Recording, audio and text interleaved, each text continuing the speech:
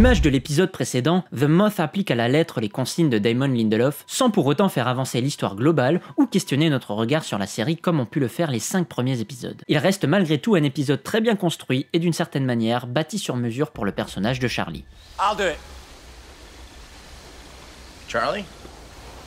Les scénaristes Jennifer Johnson et Paul Dini ne travailleront sur Lost qu'en première saison. Ils font partie des nombreux scénaristes qui passeront collaborer au show, développant des épisodes centrés sur la survie et les personnages, plutôt que sur l'aspect feuilletonnant. Citons par exemple Christian Taylor, Lynn Healit ou Brent Fletcher. Ces professionnels de l'écriture apporteront beaucoup à la série, enrichissant les personnages en offrant des nombreuses pistes de développement pour les scénaristes qui suivront. Ils formeront parfois des duos avec de jeunes auteurs comme c'est le cas ici. Jennifer Johnson est au début de sa carrière professionnelle, alors que Paul Dini est un vétéran de l'écriture, ayant notamment travaillé sur Batman The Animated Series dans les années 90. L'épisode se concentre donc sur Charlie, en plein manque de drogue sur l'île, alors qu'un effondrement dans la grotte laisse les survivants sans nouvelles de Jack. Where's Jack?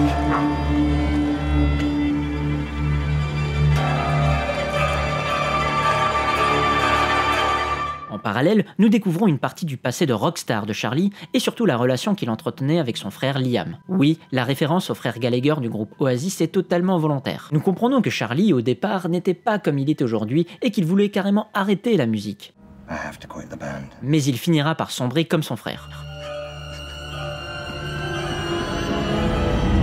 Même si cette histoire de descente aux enfers d'une rockstar est un classique, elle colle parfaitement à Charlie et au parcours qu'il suivra sur l'île, cet épisode participant grandement à la place importante que tient le personnage dans le cœur des fans. En effet, Charlie prend le chemin de la rédemption dans cet épisode, et le personnage va pouvoir maintenant sortir des clichés dans lesquels il était un peu enfermé depuis le pilote. La métaphore du papillon de nuit et de son cocon qu'utilise Locke en parlant à Charlie est une fois de plus parfaitement explicite. You see this little hole? This moth's just about to emerge. It's in there right now, struggling. It's digging its way through the thick hide of the cocoon. Now, I could help it. Take my knife, gently widen the opening, and the moth would be free. But it would be too weak to survive.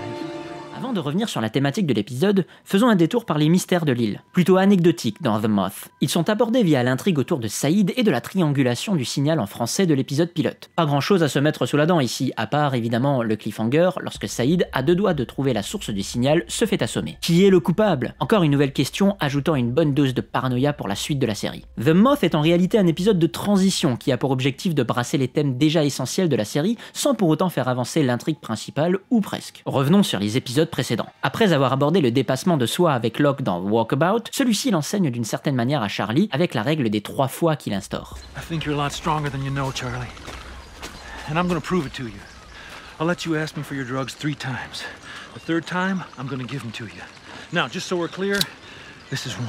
En arrêtant la drogue, Charlie fait table rase du passé comme Kate dans Tabula Rasa. La drogue peut aussi nous rappeler le thème de la codépendance que nous avons vu dans White Rabbit. Cependant, cet épisode centré sur Charlie met en lumière un thème social fort, essentiel à tout récit de survie, à savoir la place dans un groupe, et c'est sous cet angle qu'il prend un vrai intérêt. Chaque scène avec Charlie questionne d'un côté sa place en tant que survivant sur cette île. Est-il utile au groupe? Peut-on lui faire confiance? Peut-on le voir autrement qu'un musicien has-been et junkie? D'un autre côté, chaque flashback questionne sa place dans le groupe Driveshaft et la rivalité qu'il entretient avec son frère, le tout à l'insu de leur plein gré, Liam chantant à la place de Charlie par exemple.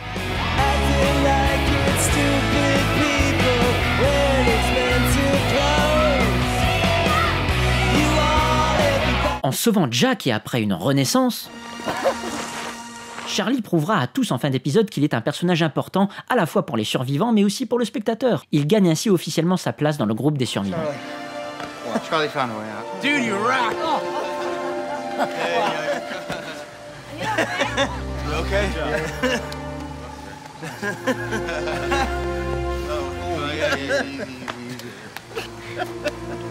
Nice work. You did it, man. Thank you.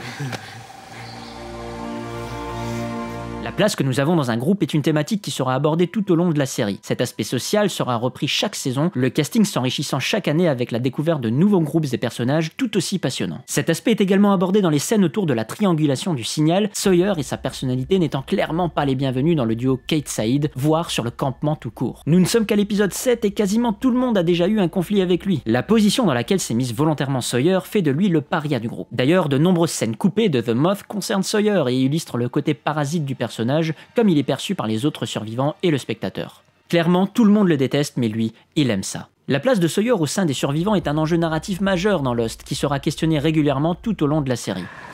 What do you want, Sawyer? Heard the doc here is vacating the premises. I'll best lay claims to my new digs before somebody else did.